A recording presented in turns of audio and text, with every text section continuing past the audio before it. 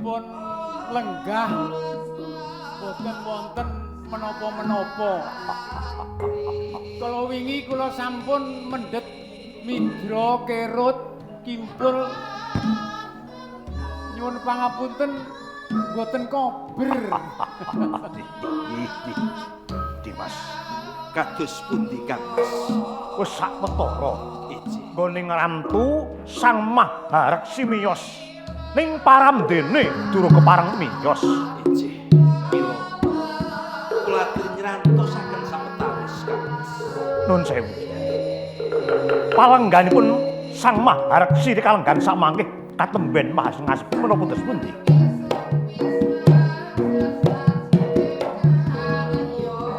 Kula menika bingung. Dados pundi to? Ingkang Sang Prabu Klana menika ingkang pundi ingkang Raden Pujangga menika ingkang pundi? Kula ngantos klentak-klentuk anggenipun ngaturi. Panjenengan kados pundi to? Inggih. Sampun sawetawis kula dalah Dimas Pujangga menika mapan wonten ing paguron. Nggih. Kewa semanten kula menika ing Ratu Bantarangin. Panjenengan ingkang Prabu Klana Sewandana. Nggih. Menawi kula Raden Pujangga Pujangga. Anom saking Kediri. Nuwun sewu pasuryane padha. Kula sak ngantos klentu anggenipun ngaturi dahar kala mangsa kala wingi pas pinuju kula nggodhog jebubuk nika. Sampun. Nggih. Menika palengganipun Rama Reksi rikalenggan sakmangke katemben masing sepi menapa dados pundi?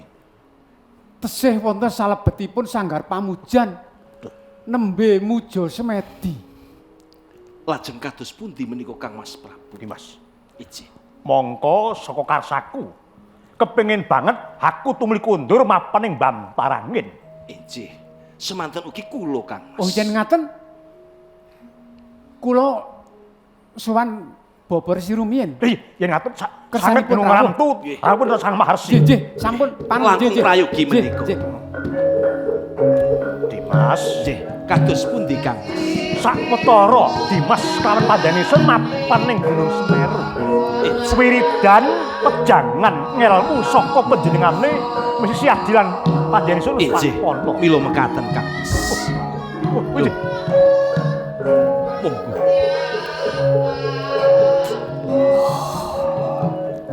sama Harsi.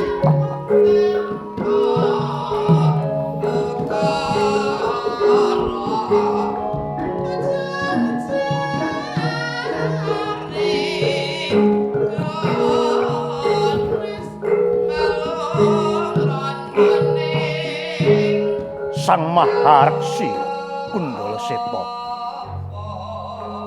Bebasan ngentosi silming palwa gabus kumambanging Sela Kresna mawantu-wantu wiridan panjenengan Sang Mahareksi. Semanten ugi kula Bapa Resi. Kula ngaturaken sungkeming pangabekti mugi kunjuk Bapa Resi. Nggih, kula tampi dawahing sami. Niki ra anak Prabu Klana Sewandana to niki? Leres Sang Mahareksi. Murid anyar. Iji. Klalen jenenge sapa iki? Kula Pujangga Anom. Pujangga Anom. Iji. Pepatih dalem Kediri. Menika leres. Tebih saking kraton Bantarangin saha kraton Kediri. Sami ngersake rawuh teng rompok kula. Iji. Rompok kula niki awon mapanipun wonten gunung ewondene para raja, para patih sami kersa rawuh. Enten perlu napa? Punten dalem sewu Bapa. Sinaosa papan wonten ing Gunung Semeru menika kawestanan awan. Nanging wonten ing manah kula. Kula kepingin sanget ngangsu kawruh dhateng ngersanipun Bapa Resi Kendali Seta.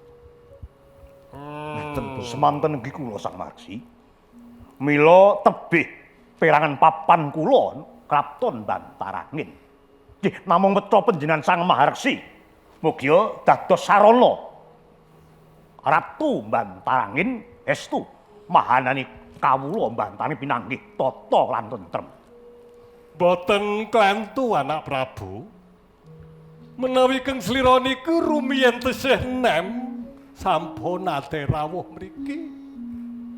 Kula kinten malah kang slira sampun kebak ing elmi. Griyen kula rak sampun paring aji jaya kawijayan kangge ulah kanuragan. Pamriye tentreming praja Bantarangin krana ingkang asta menika kebak ing ilmu. Ih, leres Sang Maharsi, namung nuwun sewu. Ewahing kawontenan. Ingkang mahanani swasana Kraton Bantarangin saestu kirang tentrem mila saestu Sang Maharsi. Nyadong wewarah panjenengan estu. Najan to namung lampah sak tindak badhe kula lampahi Sang Maharsi. Ngaten Sang Prabu. Nami panguwaos menika ampun sok gampil kathah ing pangandika. Jalaran panguwaos menika ngendika sepisan. Ngendikane saged kepireng tiyang sak negari. Upami slira dalem ngendika mangke ngendikane namung asal kula kinten para kawula anggenipun nanggapi badhe klenta-klentu.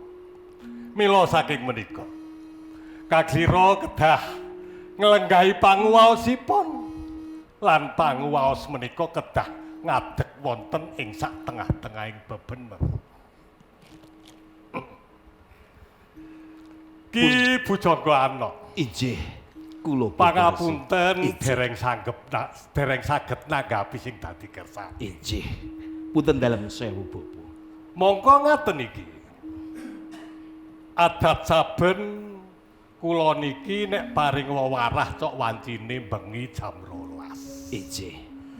Nek upami kula sumadosi dumugi makih dalu jam 12 kantos napa mboten. Punten dalem sewu Bopo Resi. Rehning kula menika sampun sawetawis dangu. Anggenipun nyiswa wonten ing Gunung Semeru. Lajeng benjang menapa kula saged wangsul wonten ing Kraton Kediri, Bopo. Dina kang wis kepungkur aku wis nyerat wewarah. Injih. Wewarahing guru liwat tulisan sing wis tak paringke wingi. Injih. Iki perlu dikesdekke aja nganti lena lan lali. Injih. Waca-waca sing wis kok tulis iki mau. Kira-kira wis apa? Sedaya pangandikanipun Bopo sampun kula istakaken, Bopo. Lah sing tak wacokke wingi iki jenenge Aji Welut Putih. Aji Welut Putih, Bopo. Nggih. Injih. Matur nuwun sanget. Aji Welut Putih iki sing werdine besok kalamunta kepanggih banyu disabetke banyu. Banyu iki mau bisa atos. Upama kowe mlaku ing tengah segara. Kok sabetke segara. Segara iki mau bakal bisa kok ambah. Injih. Kang angka 2 slirane tak paringi mantra sifat papat. Lajeng menapa menika, Bopo? Mantra sifat papat ki wong bisa ngerti ing sakwiring reh. Ning ana siji sing kudu dilakoni. Injih. Siji mantra-mantra kalamun wis hafal, kowe kudu gelem genturake teki talak brata sajroning 40 dina, 40 bengi. Saku kowe. Injih. Sedaya ngendikanipun Bopo badhe kula estakaken, Bopo. Injih. Ya ngono Bujangga Anom. Injih kula, Bopo. Seka pengangen-angenku rehne kowe iki warangka. Injih. Panguwasa dalem Sang Prabu Lembu Amijaya. Saka rumangsaku Kraton Kediri saka wanci iki bakal tinempuh ing Pancabaya. Pancabaya kang bakal dumadi ana ing kraton Kediri. Mula ya, Ijih. reh ning slirane iki wis cukup leh ngungasu ilmu. Sesuk bakal tak ambali meneh sak banjuri. Ning titi wanci iki tak keparengake kondorana ing kraton Kediri. Ijih. Menawi sampun terang dawuh dalem bobo. Kula badhe nyuwun madaling pasilan badhe wangsul wonten ing kraton. Iya, tak pengestoni. Iji. Tak pengestoni. Kang Mas kula. Iki Mas. Sewang-sewangan Kang Mas. Kula badhe wangsul wonten ing kraton Kediri. Ya, monggo kebak pengati-ati ya. Ya.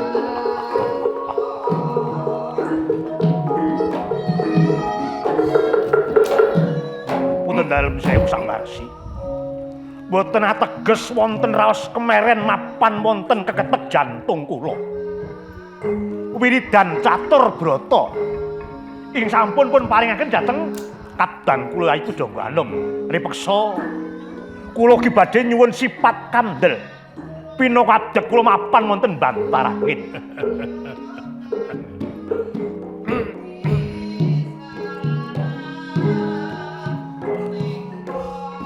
Anak Prabu Klana Sewandana. Iki Aku ora bakal bangci ndembang silada. Slirane iki lak anak murid luwih dhisik kepeksa arep nyuwun sifat kandel. Aku duwe sifat kandel kang luwih sekti tinimbang kahanan sing wis kok tak parike ki pati. iki. Namung estu. Wanging bab tos kula menawi boten wonten raos kemeren dhateng pujangga babar pisan boten. Namung estu. Kranten kula minangka ratu mapan wonten Bantarangin. Ingkang saben-saben wonten lelampahan kang bebidhong dhateng kraton Bantarangin mila saestu. Sifat kandel menika badhe pun paring dhateng kula estu sanget kula ramtu. Sifat kandel sing bakal tak paringke slirane iki jenenge Cemeti Samandiman. Yen pancen ngaten samarsi, bebasan kesusu muluk barang ing dereng melok, mugi wonten kepareng panjenengan Sang Maharsi. Pusaka badhe kula suwun enjang menika. Sabar sawentara. Tak pundhutke ana ing gedung. Nggih.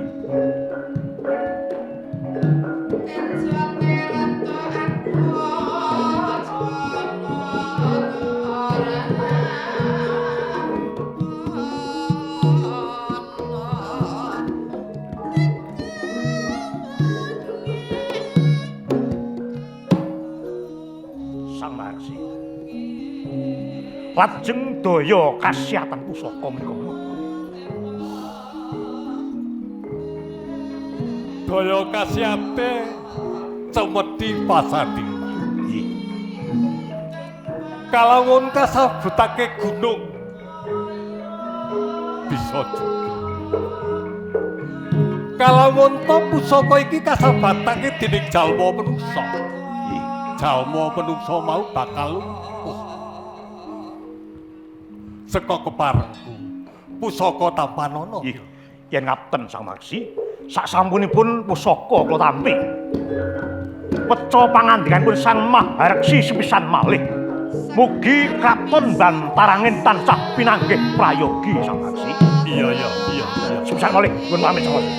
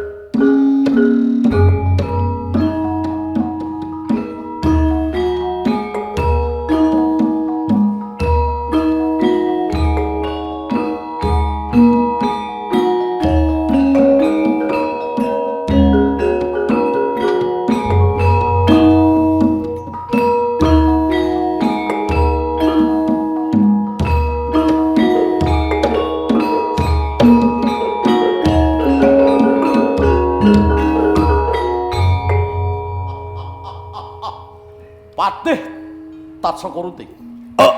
Nun kula Sang Prabu. Temenggung Inggih, kasinggihan. Senopati. Paring dawuh. Mula ciciwanci iki aku nimbali kowe kabeh ana ing pasewakan agung Kraton Lodaya. Iki ana bab sing bakal ndak paringke ngerti kabeh marang kowe kabeh. Lajeng kepareng dalem tumunten ngendiku Sang Prabu. Punapa ingkang dados tanuning penggalih dalem?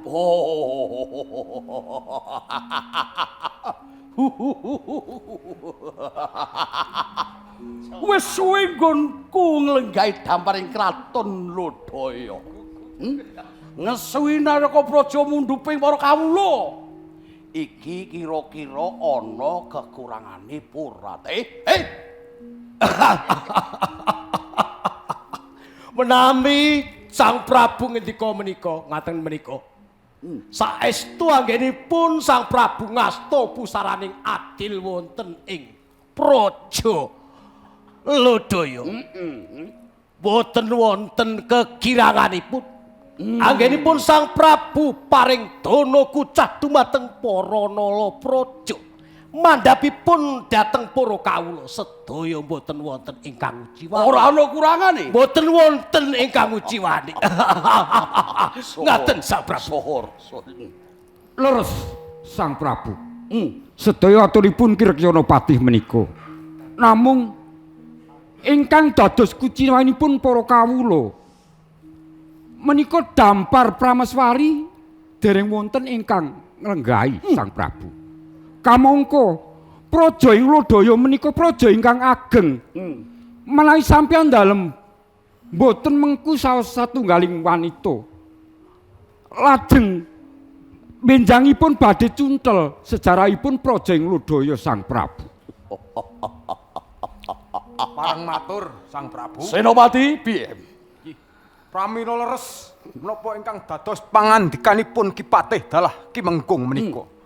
Panjenengan menika samangke ampun kuatos. Monggo kula aturi ngendika. Waniyodya pundi ingkang badhe pun kersakaken? Samangke ingkang abdi ingkang badhe nglamar ndodhok uripun taman. Rak ngaten to? Bener. Bener. Dimas. Tatsaka Runting. Nuwun kula Mengkung kados Senopati. Lah inggih. Kowe kabeh iki gawe bombong atiku, gawe seneng atiku, bisa mikirake bab nggonku urung bisa nglakoni palakrama ateges damparing prameswari Kraton Lodaya iki durung ana. leres ngendika dalem Sang Prabu. Nah, ya iki, mula aku kowe tak aturi rawuh kabeh iki inekseni. Aku ki kepengin banget nglakoni nambut silaning akrami. Nanging ora gampang, ora baen-baen. Nek aku mundhut wanita, nek mung sembarangan wanita. Iki malah kabar sing ndak tampa. Oke raja-raja padha gandrung kapirangu kedanan karo putri ing Kediri. Aku wae yo ngono. Oh lajeng ingkang dipun kersakaken menika putri wonten ing Kediri ngaten Sang Prabu. Putrane Sang Prabu Aminjaya arane Putri Dahayu Sangga Langit. Wah, wonge ayu banget te. Pramila Mula yen aku ora bisa ngepek sinandingan tangan karo putri ing Kediri, ora bakal. Kraton Lodaya tentrem iki ora bakal. Bisa tata titi tentrem, aku tasah sinandingan karo putri ing Kediri. Mula. Ngene, nggih kados pundi? Patih. Nuwun kula kados pundi Sang Prabu. Mula kowe aja wedi kangelan. Kowe ndak pasrahi. Awit kowe iki minangka badan wakilku, kowe iki pepati. Badan wakil jan dalem. Sak bodho Kraton Lodaya. Tentrem lan urane tak bodhoke kowe. Aku dhewe bakal nyalirani arep nang Kediri. Senika dawuh lamar Dewi Sangga Langit. Kowe ingkang Injih. Senopati. Atos samangke pundi, badhe Sang Prabu? jagi tutut Nek perlu ketapke wadya kula kabeh. Injih, ampun kuatos. Iya. Mangke kula ingkang abdi badhe Dalem. nata sedaya para prajurit wonten ing Wadaya. Ayo dalem injih. Nuwun pamit.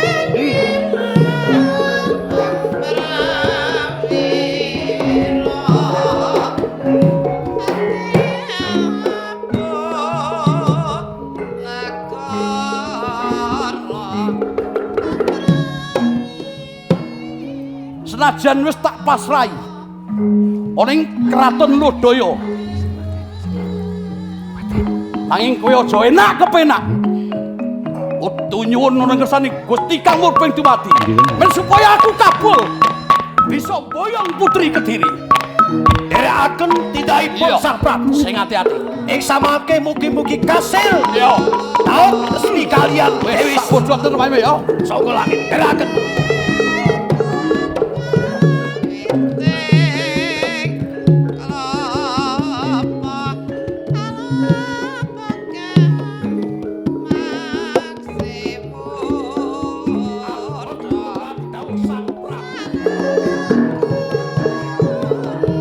Aku kepasrahan supaya jaga tata tintreming Praja Kediri. Anging senajan kaya apa abote bakal tak lakon. Ampun kuatos Sang Prabu. Kula ingkang tansah jagi tata tintremipun Praja Kediri.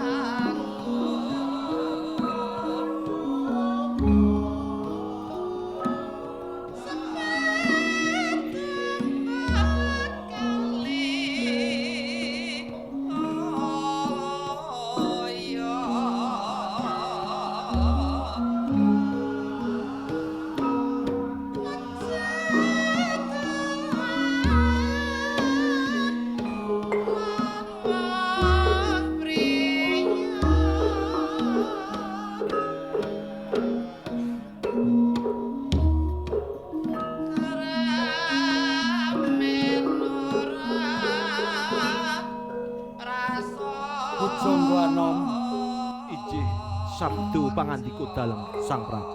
Tindak saka kepatian iki mau tabuh pira? Injih sawetawis tabuh 11. Nanging pisuan kula wonten ing kraton Kediri rak dereng randhat to sinuwun. Durung. Sakwise lungguh kanthi prayoga. Injih. Senajan to sira iku isih muda nanging patih warangka dalem. Ingsun mundhut piye nggonira mranata kabeh para kawula ing Kediri Pujangganom. Injih. Saderengipun abdi dalem matur keparenga ngaturaken sungkeming pangabekti mugi kunjuk Sang Prabu. Dak tampa ora mung pamujining sun wae kang tumrap marang sira. Injih. Netepi dhateng sedaya jejibahan kula Sang Prabu. Rehning kula menika ngembani wonten ing kraton Kediri. Sadaya sami sayek saeka kapti. Semuyut wonten ngarsa sampeyan dalem Sang Prabu. Mboten wonten salah sawijining narapraja ingkang bangkang dhateng dawuh dalem Sang Prabu. Ya, Kejawi saking menika Sang Prabu kathah nem-neman wonten ing kraton Kediri kepingin sanget magang dados prajurit menawi dipun paringaken dhateng Sang Prabu Lembu Amijo. Senajan ing Kediri akeh para kawula nanging yen pancen isih ana prajurit kang bakal swita ngersaning sun niat nguwatake nggone ingsun ngasta perdhata agung kraton ing Kediri diparengake Bujanggono. Ijih menawi sampun pikantuk lilah dalem ing semangkih kula badhe matur wonten ngersanipun para prajurit magangan menika Sang Prabu. Supados negari wonten ing Kediri tansaya kiyat ngrembaka ngantos kuncara ing bawana Sang Prabu. Prayogakna ngonira lungguh. Injih sendika ngestakaken dawuh Sang Prabu. Menggung Kuda Caraka Sedika dawuh Gusti Prabu. Widodo Swanira. Saetunipun kanthi punten enten raharja. Yo, prayogakna ngonira lungguh ya. Sedika dawuh. Sungkeme pabekti kula kunjuk, Kang Mas. Yo, Suntampa Yai Ratu ora mung pamuji kowe tampanana. Inji sanget anggen kula mundi, Kang Mas. Bujangga Anom, Injih sabdu pangandika dalem Sang Prabu. ing Kediri wektu iki katon tentrem mergo akeh para kawula kang padha nyengkuyung jumeneng esuk ngasta damparing adil praja ing menika lho Sang Prabu.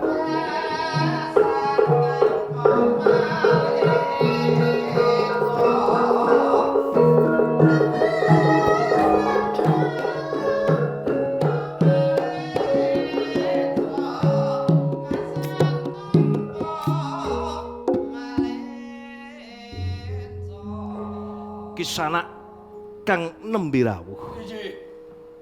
Mboten ateges kula tambuh dhateng panjenengan. Panjenengan menika sinten asmanipun lan saking pundi papan dunungipun wantun miyak wonten ing Kraton Kediri. Awon tanpa rupa kula menika ratu. Ratu saking Kraton Lodaya. Ingkang sedia mastani peparap kula Jakawana. Lajeng kagungan kersa menapa panjenengan wantun minggah setinggil wonten ing Kraton Kediri. Menawi wonten kepareng kula badhe matur piyambak wonten ngersanipun Sang Prabu Aminjaya ingkang nglenggahi dampar wonten ing Kraton Kediri calon Maradawa kula. Ijih kula aturi mrayogakaken anggen. Oh nggih. Punten dalem sewu Sang Prabu. apa Panjenengan sampun midhangetaken piyambak bilih Sang Prabu menika kepingin matur piyambak wonten ngersa sampeyan dalem. ya dikeparengake Sumangga semanggaaken Sang Prabu. Prabu Jakawana. Inggih. Panjenengan sampun kersa rawuh wonten ing Pendhapi Agung Kraton ing Kediri ingkang tanpa cecala. Wonten kersa napa? Punten dalem sewu Sang Prabu Aminjaya. Waleh-waleh ki menawa kula menika tebih saking Kraton Lodaya dumugi Kediri.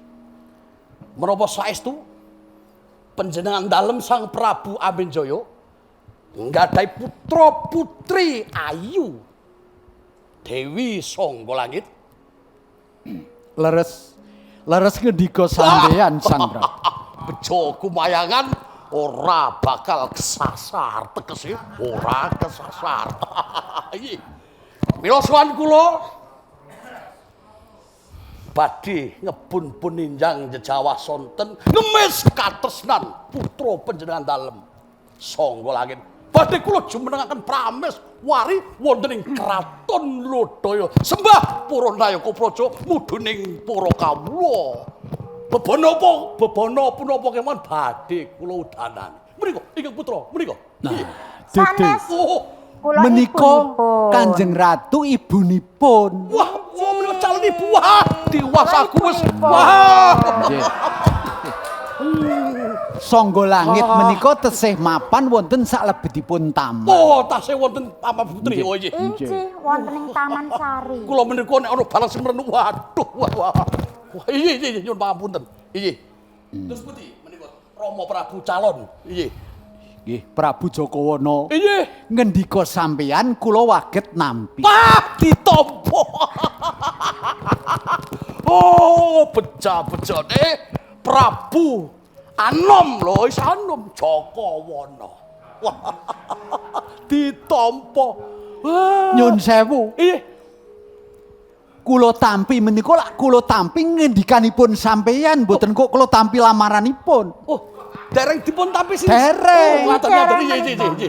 Punten dalem sewu Kang Mas. Tiwasaku wis Apa Yai seneng. Ratu? Wah. Perkawis menika ingkang lampahi menika lak putra dalem to Kang Mas. Sampun dipun tampi rumiyin. Ingkang lampahi niku putra panjenengan lho Kang Mas. Inggih to?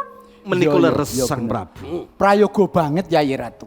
Yo Dipun Pujangga Anom tawas bener to. rumiyin, Purun napa mboten lak ngaten to Kang Mas? Prabu Jakawana. Inggih. Kula badhe narosi dateng putra kula pun Sangga Langit. Sawetawis panjenengan kula aturi mesanggra rumiyin. Kula Nggih. Mas Anggrah sakjaipun kraton. Nggih mboten dangu mangke badhe wonten wangsulan. Ilah dalem nyuwun pamit.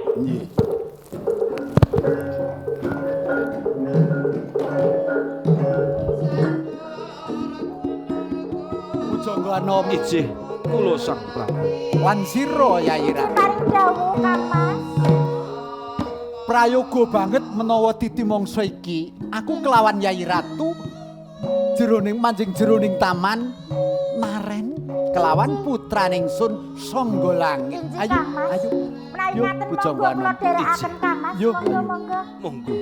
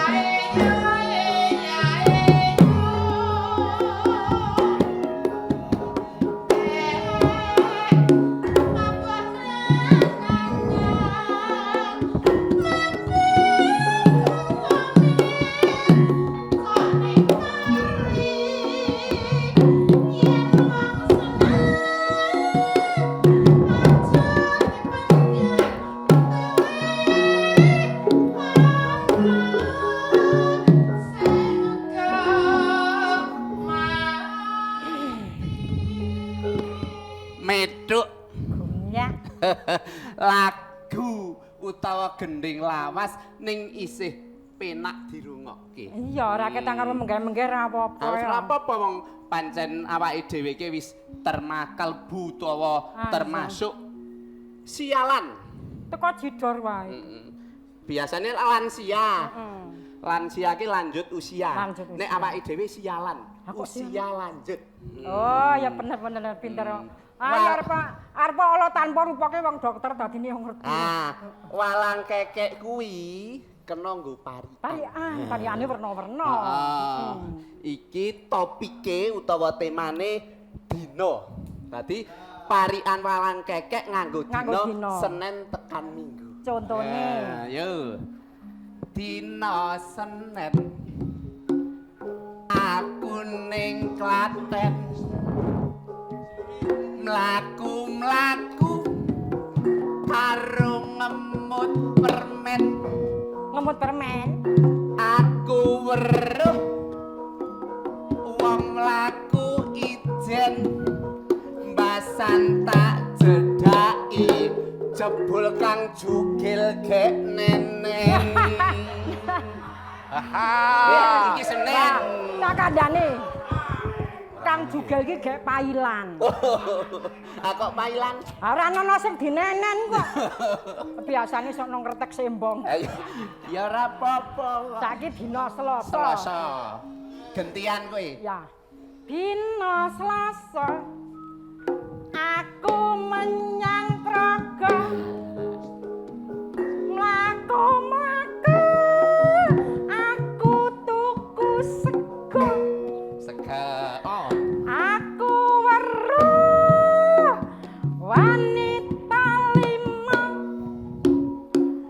tak cedhaki jebul rebutan duda. Dina Rebo aku ning Solo mlaku-mlaku karo numpak kebo. Ya, penak. Aku weruh ireng-ireng loro basan tak cedhaki jebul kang jugil gek ngono.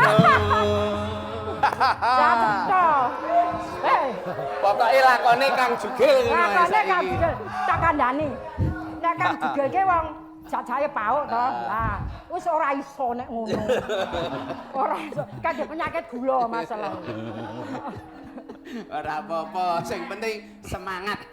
Saiki Kemis. Dina Kemis. Aku tuku lapis. Tuku lapis. Rasane manis. Aku weruh wong kang lagi nangis. Basan tak cedhaki jebul kang jugil ngemis. Kang jugil ayo. Dina Jemuah aku sowan simbang mlaku-mlaku karo nyangking gabah. Aku weruh wong lagi susah basan tak cedhaki jebul wong meteng radi ningkang. Cetha nek iki aja cocok wani-wani. Saiki keri dhewe Setu. Ayo Setu wong dina Minggu prei. Ya Setu. Dina Setu aku menyang Glanggu. Menyang Glanggu aku tuku tahu. Terus ke? Aku weruh ireng-ireng telu. Apa ya?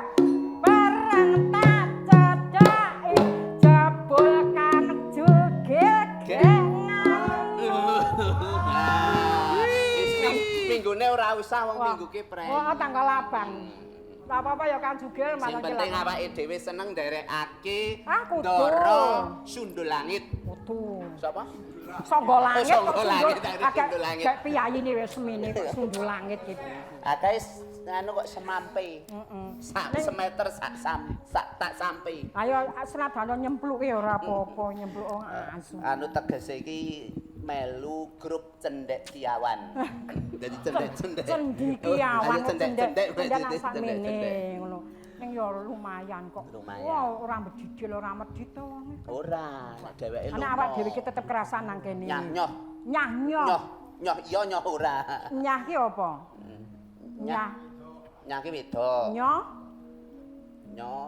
Oh, tadi nyah nyoh ngono. Kuwi. Sing penting dhewe mundi dawuh. Dawuh apa sing didhawuhke awak dhewe sendika dawuh. Kudu sendika dawuh. Nek ngene to. Ha ya biasa. Biasa. Ya kadang Udah biasa. mulane saben-saben aku didangu Sura Pentul, oh nggih Den Asu ngono ki. Anak karo aku malah nyeluki ngawur. Piye? Tem ngono ki. Ora muni njo menile apa mipe tem ngono. Ora diteruske. Ora. Tem ngono to. Temro.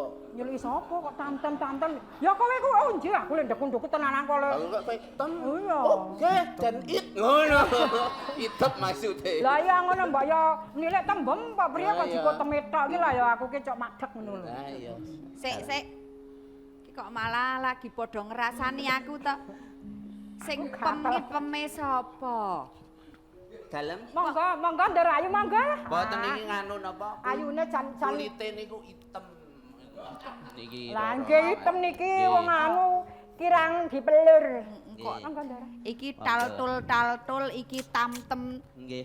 Malah wingi niku kula niku tak rasak-rasake niku mboten sinkron, mboten cocok. Kudune lak Sura Pentul niku kalih Sari Pen. Nah niku ngene kok malah tembem ngoten. Lah kok tembem malah niku jan ngawur. Wingi niku lho saking jengkele kula niku aku ora krungu to. Tem ngono mlakan kok. Lah ndi to mbot ngoten iki. Oh ning kudune kowe iki bersyukur. Lah nggih to Ndara. Dadi wong budheke kudune bersyukur. Mergane apa? Nek dipanggil yang kuasa ora krungu dadi malah dawa umure. Lah ngono ya. Keliwatan. Mangga Ndarayu. Iki piye gaweane wis padha rampung? Pun rampung. Abdi kok apal. Kula niku kalih anu Roro tembem niku. Mbok Roro. Kole dadi megir aku jajane ke. Ora, lho pancen jenengmu ki Roro tembem kok ya. Apa ya ora kelingan. Le Roro ngono ya jan. Roro. Ning kowe ning ngandake Roro ki kok sajake ora lega ngono lho. Kaya batin apa? Roro Mata. Loro. Oh, Loro. Nggih, pari dawuh Den Ayu. Paman Pentul. Jan aku ki yen to ngerti tandang gawemu wong loro kuwi rasane. Nek kula niku sedaya ngrampungi. Pokoke sedaya beres. Wong lewat ana ngono kali mutah-mutah nang kene iki ngopo to? Durung tekan rampung anggonku takon kok ya kowe iki wis ngegat-gati wae. Ya niku cedak kok. Nggih. Oh, cedak ki apa? Cedak niku anu nggih let. Oh, ngono. Sepis. Oh, kok pinter ta kowe iki? Entokne ngendi toyong biyen kuwi? Kesambet ngono. Gek-gek ning Paren dawuh Ndara. Nggih, paren dawuh. Iki heeh. Kahanan ana ing Kraton Kediri kene iki rak ya wayah-wayahe suka-suka. Nggih. Amarga anggone padha iki ngaturake tandha bekti kelawan ngersane Kanjeng Rama ki rak ya wis paripurna to dadi paripurna. Iki mung ngenteni kala mangsane yen to Kanjeng Rama ki bakal paring dawuh apa wae aku lan kowe-kowe iki nyendikani. Adate rak nganggo pahargyan ana ana tontonan, ana pagelaran seni kabudayan. Ngono ki nggih menika jan gek hit. Nek wong tani ya le tetanen wis rampung. Wis padha entuk kasil, sing padha dagang ya entuk bathi akeh. Nggih. Rama lagi ngopo iki? Menika enjih nembe gegojekan kalian ingkang abdi. Cici monggo Rama Ibu. Monggo Ndara. Monggo. Monggo lenggahipun.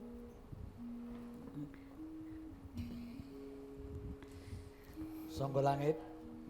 Injih. Kula Rama. Wis sawentara nggonmu padha gegojikan ing taman kene to. Injih sampun. Panjenengan wigati aku ning taman kene kudu ketemu klaur slirane. Oh, injih.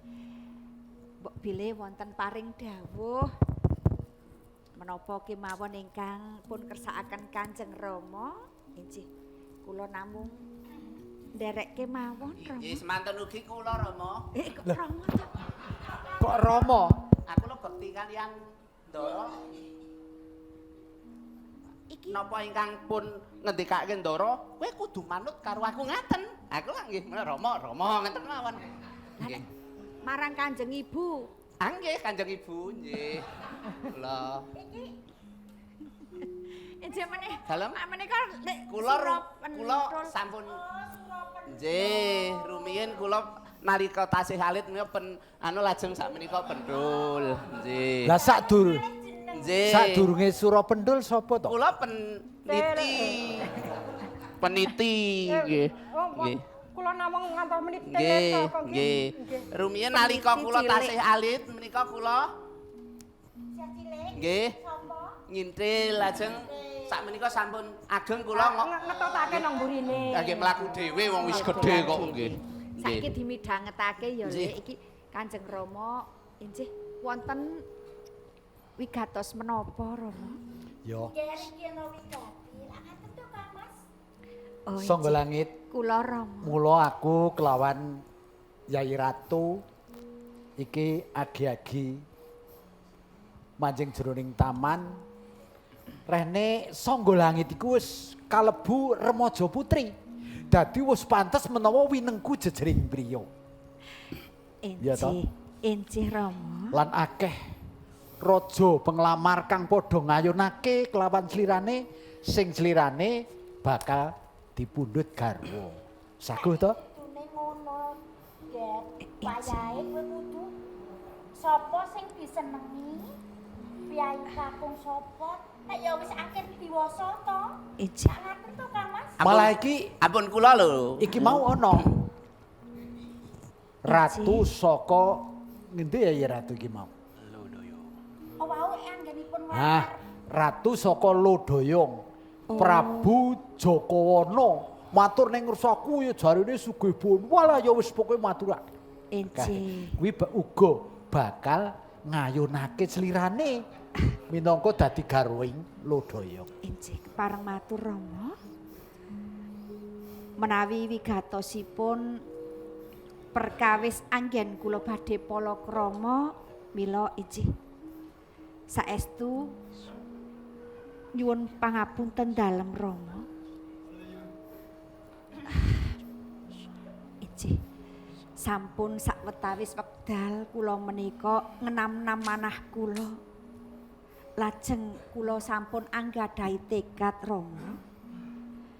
Rehne kathah para raja penglamar ingkang sampun mesanggra ing praja Kediri menika pramila kula badhe ngawontenaken Giri Sayembara Rama. Sayembara? Injih. Njur apa kang kudu sira suwun sayembaramu iki? Injih sok sinten kemawon ingkang saged nyuwanaken kewan anggadhahi sirah kalih. Kewan sirah loro. Injih menika ingkang sepisan. Lajeng ingkang angka kalih ugi saged ngaturaken seni kabudayan utawi tontonan ingkang dereng wonten ing praja Kediri menika. Oh, kersamu ngono. Yen pancen ngono, yo.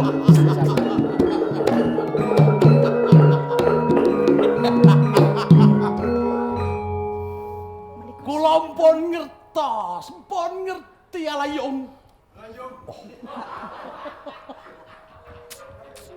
Jakawana. Pun ngertos bebananipun putra panjenengan Dewi Sangga Langit. Lah iki sing arep ngamar kuwi. Niku sing duwe mung kula. Sing duwe mung kula. Badhe kula udanani. Badhe kula udanani. Nek mung seni kabudayan. Kewan sing ndase loro iki sing ana nang kraton Lodaya. Sing duwe ya mung Prabu Jakawana. Jakawana eling-elingen. Nuwun sewu. Apa? Niki kabeh tak udanani namung putra-putri panjenengan Dewi Sanggolangit badhe kula boyong wonten ing kraton Lodaya. Gosik bab bebonan niku ana kabeh. Jakawana Pripun? eling-elingen. Rikalane ing kraton ingsun dawuh apa? Dawuh apa? Niku mung mesanggrak suwen. Namung nyuwun pangapunten. Buktinipun namung nyuwun bebono bab menika. Sing dipun kandhakaken putra panjenengan Dewi Sanggolangit ngen kula niku gadah daya alayung. Sira nungkak krama kumawani kelawan ingsun. Pripun? Ya. Yen ngono, wektu dina iki kowe ora tak parengake mapan jroning taman kowe lunga. Sang Prabu.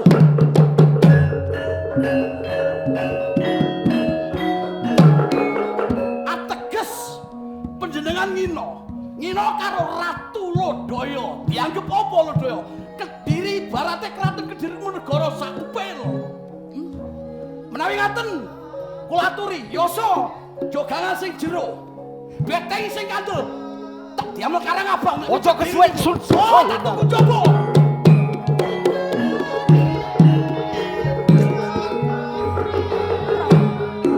Rama. Menika kados pundi Rama? Wong wau niku lawane niku pun kula tutup kaya iso mblobos ngono. Sanggolangit. Enjih. Iki bakal rusak praja ing Kediri ora ana keram. Surapedul. Inggih, sendika dawuh tembem. Sendika dawuh. Timbalana Pujangga Hanom sowan ngersani. Inggih, akan dawuh.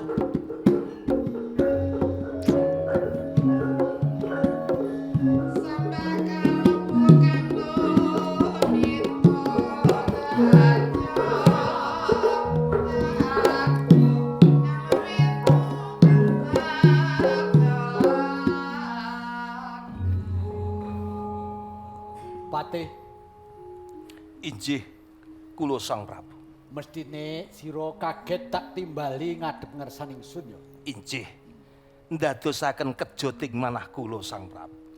Wonten wigatos menapa panjenengan nimbali dhateng kula Sang Prabu. Iki mau Jakawana ya Ratu Lodaya kae. Injih Sowan ing taman. Nungkak krama kaduk wani kelawan ingsun.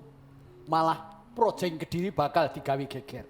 lajeng kersanipun kados pundi Sang Prabu? Gayut kelawan perkara iki. Injih. Mongso borong tak pasrahke jeneng sira ya. Sendika ngestaken dawuh Sang Prabu.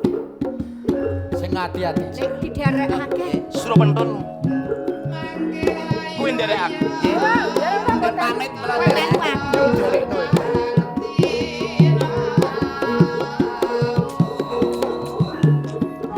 Kanjeng Ratu apa? Iki padha meminta ngersaning Gusti Kang Maha Agung, muga-muga Pujangga Anom iki mau bisa ngrampungi perkara iki. Nek perlu Ratu ing Lodaya bisa mati saka ing astane Pujangga Anom. Enjih Rama. Ayo padha Monggo kula dherekaken.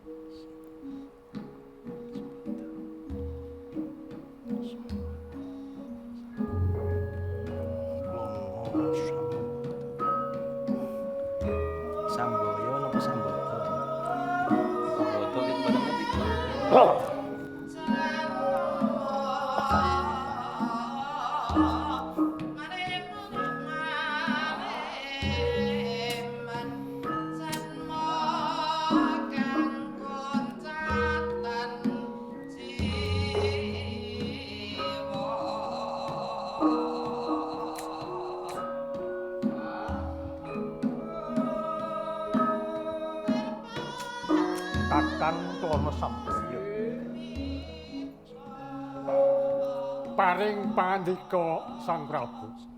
Becik sira ngadeg.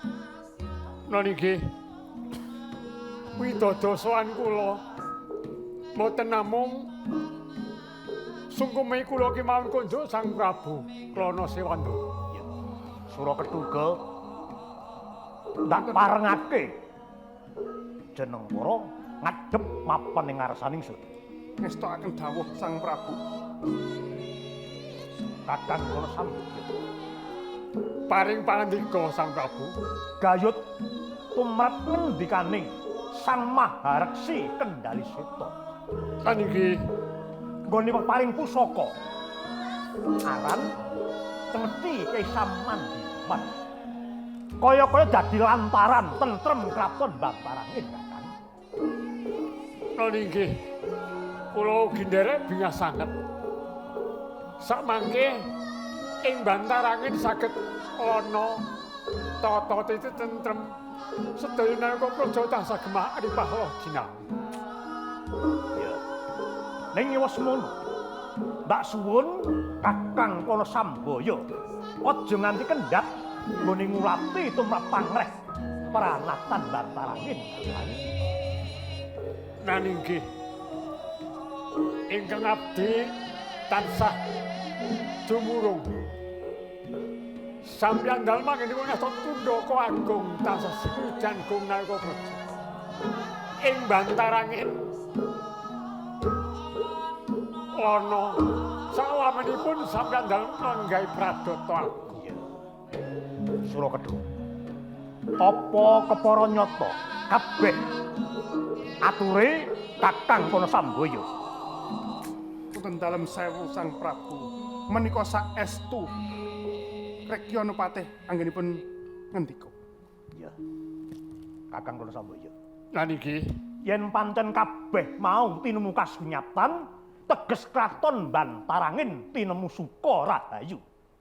Kakang ning sing tak jaluk aja nganti kendhat Kakang Papih nggone ngembani palengganing Aratu kraton Bantarangin. Saklamenipun kula pinangka dados abdi sampeyan dalem pinangka warangkada. Saestu sedaya tansah kula estokaken. Namung wonten kepareng dalem Sang Prabu. Ya, nggih. Tadah duka ingkang kathah. Ngersa dalem Sang Prabu Klana Sewandana menika jejering muda. Ingkang pideksa. Namung emanipun Kanjeng kok dereng kagungan. Prameswari pinangka king kangge ngembat tata rahajane ing Kraton Bantar. Aturira kok werna-werna wae to. Werna-werna terus kowe ndumuk yen perkarane negara tentrem ning kuciwane aku durung mundhut garwa ki. Nggih, awit kula niku ngeman.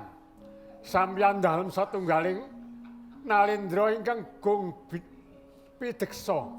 Saya nggih bagus. Wis tutup aja.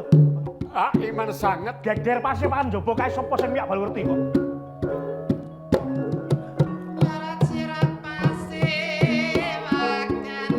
Monggo. Anggaipun para majeng.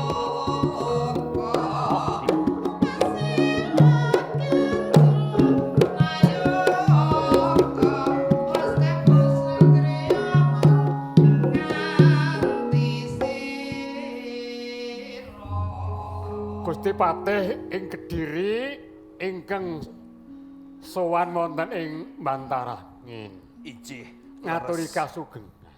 Pikantuk berkah so pangestu dalem. Sowan kula wonten ing Bantarangin mboten manggi alangan satunggal menapa. Sungkeming pangabekti kula kunjuk Rekyanopatih. Nggih, dawah sami-sami. Uga pentul nderekake. Nggih, uga slamet. Nggih, ngaturaken sungkem mugi kunjuk. Heeh. Tampa timba padha-padha. Injih, mugi dados jecimat. Ana kersane apa Gusti Rekyanopatih? Menawi dipun keparengaken, kula badhe matur wonten ngersanipun Sang Prabu Klana Sambaya. Oh, ya. Sang Prabu Menika Gusti Patih sowan badhe munjuk atur piyambak Gusti. Kadangipun Kakang Dimas. Injih, kula Kangmas Prabu Klono Sambaya. Satata swanira ngarsaning sun. Injih. Ing semu ana kawigaten. Yayi swan mapan ing klanton Bantarangin. Yen pancen pamicaraning Siadi bisa dipidhangetake kabeh kang gantung siba. Tak suwun kanthi prasaja Siadi sumelatur ngarsaning sun. Ning yen pancen ngendikaning Siadi kalebu pangandikaning Ratu Nemowati ayu ndak derek manjing mangsaling bangsa mangono. Injih. Kepareng matur Kangmas Prabu Klono Sambaya. Ya. Suwan kula wonten ing Kraton Bantarang. Sepindah silaturahmi. Ingkang angka kalih wonten wigatos ingkang kedah kula caosaken wonten ngersa sampeyan dalem Kangmas. Ya. Nun inggih labet anggen kula mrangkani dados pepatih wonten ing Kraton Kediri. Sakmenika kraton ing Kediri saweg wonten pageblug reretu ingkang boten saged dipun singkiraken Kangmas. Nun inggih Prabu Jakawana ingkang saking Lodaya badhe ngersakaken Putri Songgolangit minangka garwa prameswari wonten ing Kraton Lodaya. Nanging Sang Prabu kula mboten saged nanggulangi kasektenipun Jakawana ingkang saking Lodaya. Pramila Sang Prabu, menawi panjenengan kersa paring pitulung dhateng kula ugi kangge karah harjaning negari wonten ing Kediri, kula suwun pambiyantunipun Kangmas Prabu.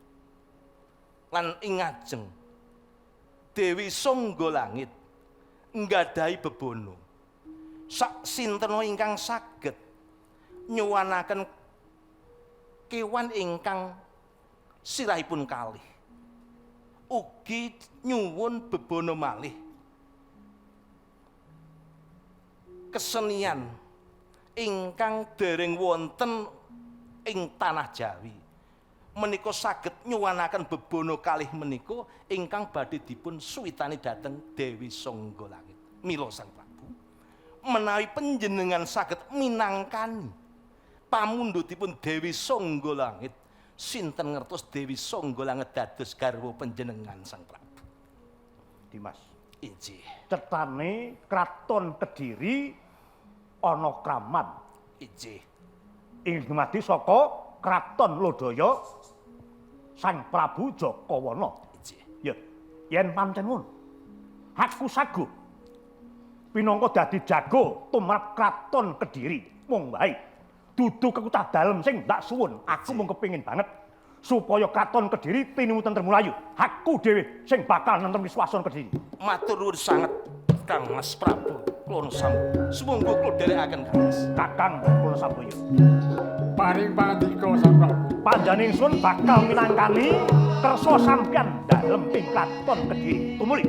Nggih. Sametakno wadyabala ing Bantarangin kanthi nitih kuda pilanganing 140. Kalih sedaya warga sampun sumadya kantor nenggo dawuh sampeyan dah. Panitia sama-sama sedaya. Pusaka Cemeti Saman Diman kudu tansah cekat kelawanan ingsun. Mula tumuli. Nggih. Payan ingsun bakal jengkar. Nggih.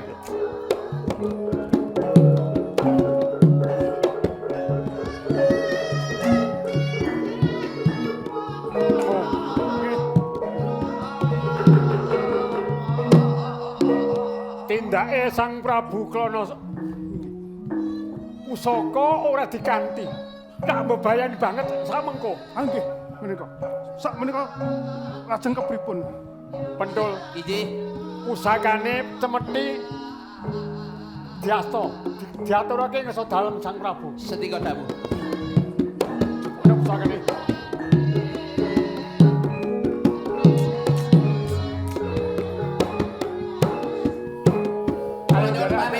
Monggo kula derekaken bareng.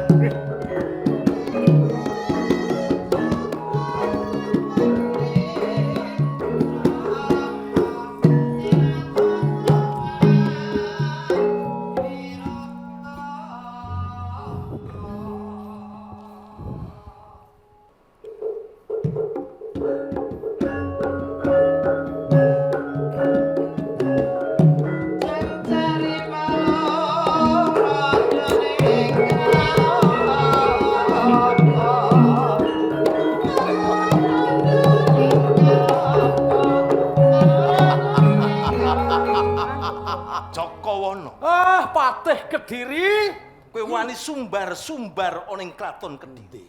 Wong-wong mundi perjurit mundi entek tupes tabis warek kemethak rajamak kowe. Nanging dudu pujangga anom. Dudu pujangga anom sing mundur sak jangkah karo kowe. Ayo, pujangga anom. Piye? Kowe ora ngeman karo bagusmu awakmu sing kuning? Kowe urung di bojo? Wani karo aku, Jaka Lono, Jakawana. Senajan sumbarmu kaya banteng ketaton. Nanging pujangga anom ora bakal mundur sak jangkah ngadepi kowe. Wis rasah kekan crigis. Rasah kok kan ngomong. Ayo. Kowe apa aku? Ngetoke kadigdayan sing model kepiye? Nganggo model barang men apik. Ayo. Padha ngudang sing Bathara Kala. Ayo, aku apa kowe sing lena jaga.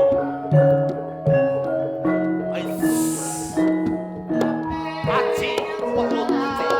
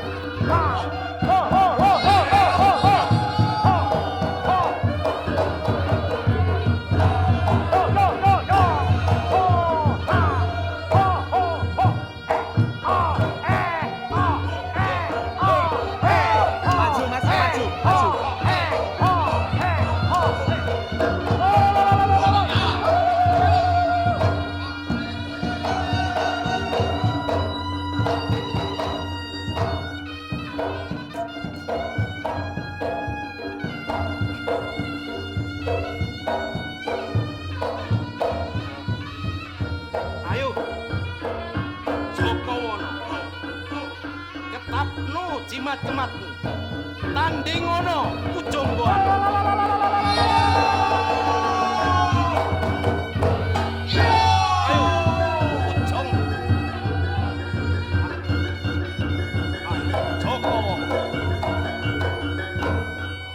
iki kasektenku tampanono Jakawana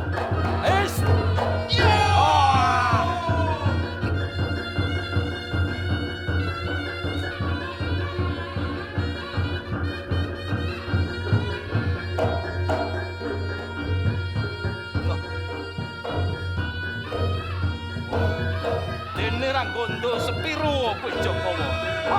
Pepes otak ayusmu. Musuh marah.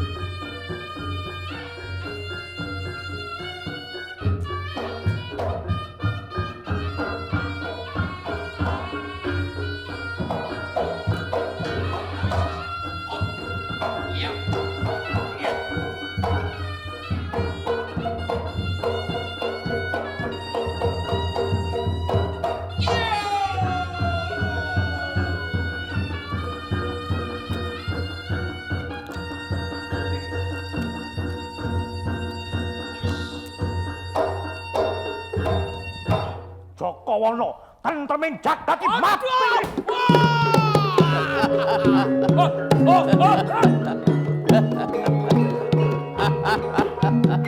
Ayo sambata kowe Jakawana. Waduh. Mbok kena entek tulis wayu sambata. Yen kepengin ngudang sunging Bathara Kalayu. Penting kawan. Aku njaluk urip. Prabu Klana ki ora kleru. Prabu Klana aku njaluk urip. Ayo. Yen kowe kepengin njaluk urip, kowe kudu gelem ndak sowan mapan ing Kraton Kediri pinangka punagine Dewi Sangga Langit. Ya wis pokoke aku manut ning wose aku kudu dikei panguripan, kudu urip. Kowe njaluk apa bakal ndak turuti. Jakawana. Piye? Sayembarane Dewi Sangga Langit siji. Kudu bisa ngatur kewan ingkang sirahing loro. Kaping pindho tontonan ingkang mapan ning Kraton Kediri durung ana. Yen pancen kabeh mawi ana, kowe ndak slametake saka paukuman iki mau. Iya, iki bocah-bocah aku, wong-wonge aku. Hei, Le, do metu kabeh Le. Ayo, metu kabeh. Yo. Jakawana. Yo, piye? Sing.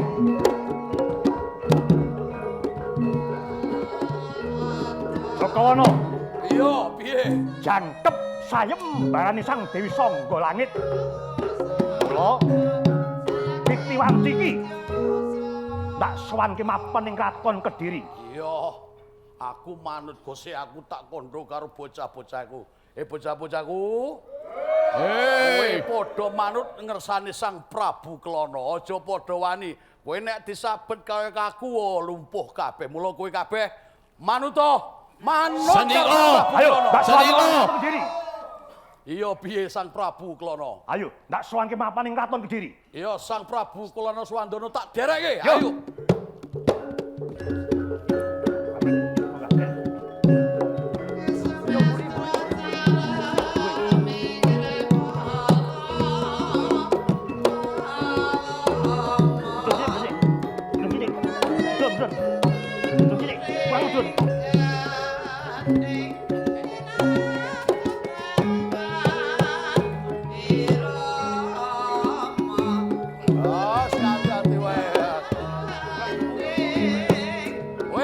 Wose karo digotong wae.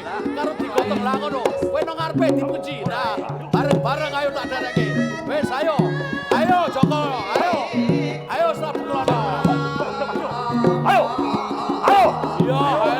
Ayo.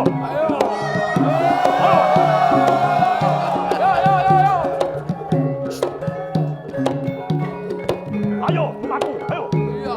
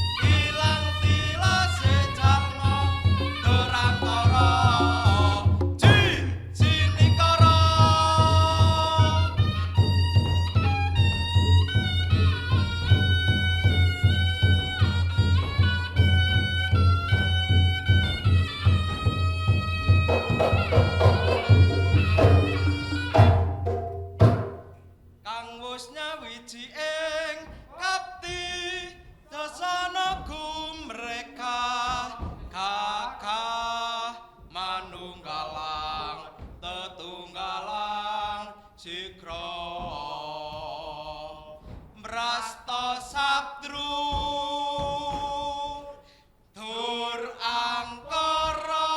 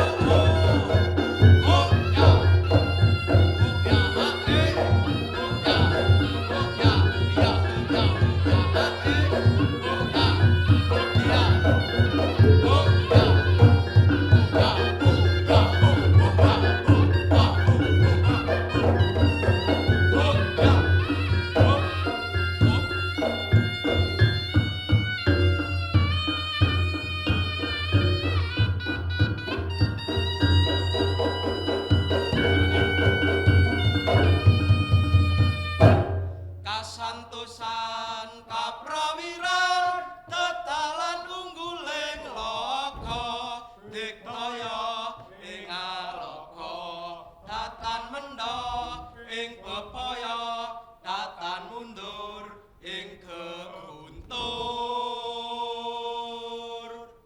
wani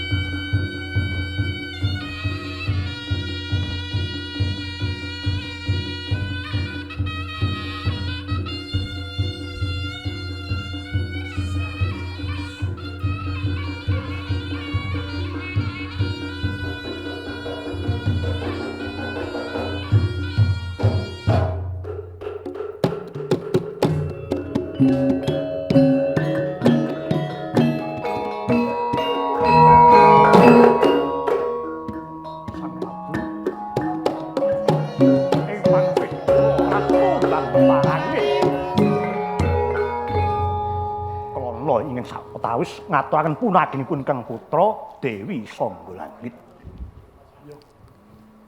Klono Sewandana. Iki. Lah senine uga endi iki? Saperangan ingkang pun kersakaken Kang Putra Dewi Sanggolangit pisan. Wonten wujuding satu kewan ingkang mustakanipun kalih.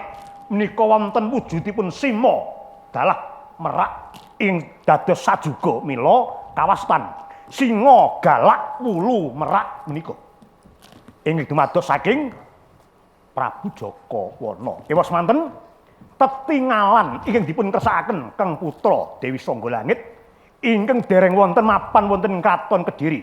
Kula sampun ngirit piranganing prajurit Bantarangin ingkang sami nitih kuda wilanganipun 100 dasa menika. Ya dikeparengake tedhak kene.